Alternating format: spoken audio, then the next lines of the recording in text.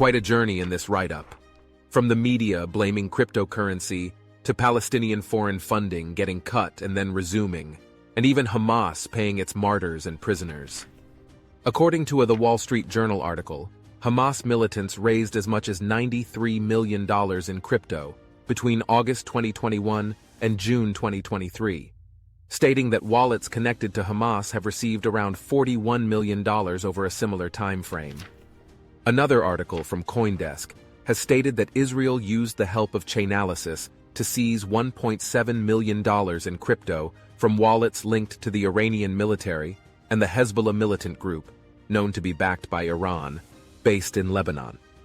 This totals to roughly $135.7 million in funding to groups labeled as terrorists by a far majority of countries in Europe, North America, and South America.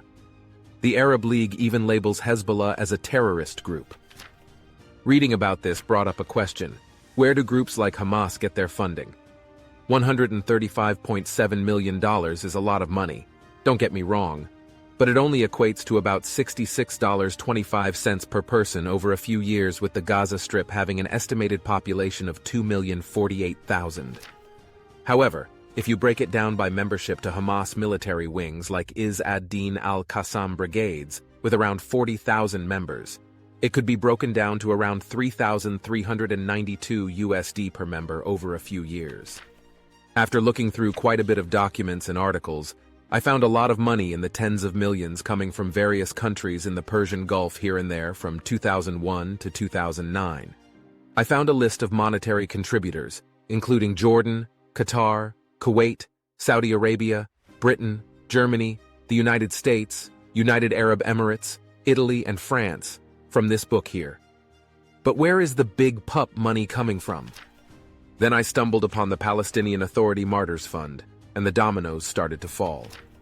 A 2017 report done by the Washington Post found that $350 million gets paid to Palestinian prisoners, martyrs, and injured.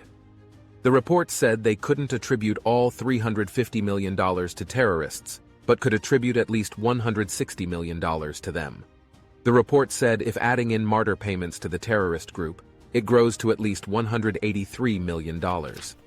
An example is Hakim Awad, one of the two perpetrators behind the 2011 Itamar attack. Hakim Awad receives $14,000 per year while incarcerated for the attack. The payment amount increases every year Hakim Awad stays incarcerated, meaning that if Hakim Awad lives to be 80 years old, the total amount that will be received from the Palestinian Authority Martyrs Fund is more than $1.9 million. This gives a huge incentive to join the Hamas militant group. If a Hamas soldier ends up imprisoned or dead, their family will be set. Another report in 2018 found that the Palestinian Authority spends more money paying martyrs and prisoners than welfare support, paying $344 million to 37,500 martyrs and prisoners, and only $205 million to 118,000 welfare recipients. Then, in 2021, it was found that this number increased to $350 million for martyrs and prisoners, and only $220 million towards welfare programs. So where is this money coming from? That's a lot of money to pay the deceased and imprisoned, especially for a territory that is struggling. First thing, let us remember that Hamas has been in power of the Gaza Strip since the 2006 elections, and took over complete control during the Battle of Gaza, 2007. There have been no elections since.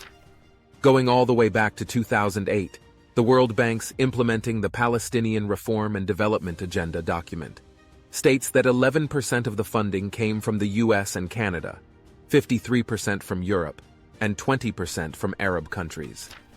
Going to 2014, according to a New York Times article, during the Cairo conference about Palestine, donations to restructure the Gaza Strip totaled $5.4 billion. Qatar pledged the largest amount of money, at $1 billion, and the United Arab Emirates put forward $200 million. The European Union at $568 million, and the United States at $212 million in fresh aid, with $75 million going to reconstruction efforts. After the 2016 stabbing in Tel Aviv, funding to Palestine was reduced a few years later, when the Tayler Force Act was passed. The Tayler Force Act was signed into law by President Donald Trump in 2018. This bill cut more than $200 million in direct aid and $300 million in aid to the United Nations Relief and Works Agency for Palestine refugees. The Anti-Terrorism Clarification Act of 2018 was also passed and took effect in early 2019, which stopped over $60 million in U.S. funds going towards Palestinian security services, totaling a cut of over $560 million in aid to Palestine. In late 2019, the Netherlands followed in the U.S. footsteps and stopped sending money to the Palestinian Authority over its salaries to terrorists who are deceased or serving jail time. The Netherlands was giving the Palestinian Authority roughly $1.5 million a year. The European Union announced its 2022 Palestinian financial assistance package of €296 million, around 314 million USD. On October 9, 2023, the European Union said it would stop €691 million, around 730 million USD, worth of aid, but later reversed the announcement, which puts European aid at or above 730 million USD. The Biden administration decided to resume U.S. financial aid to Palestine, sparking an outlash from some, directly breaking the Tayler Force Act.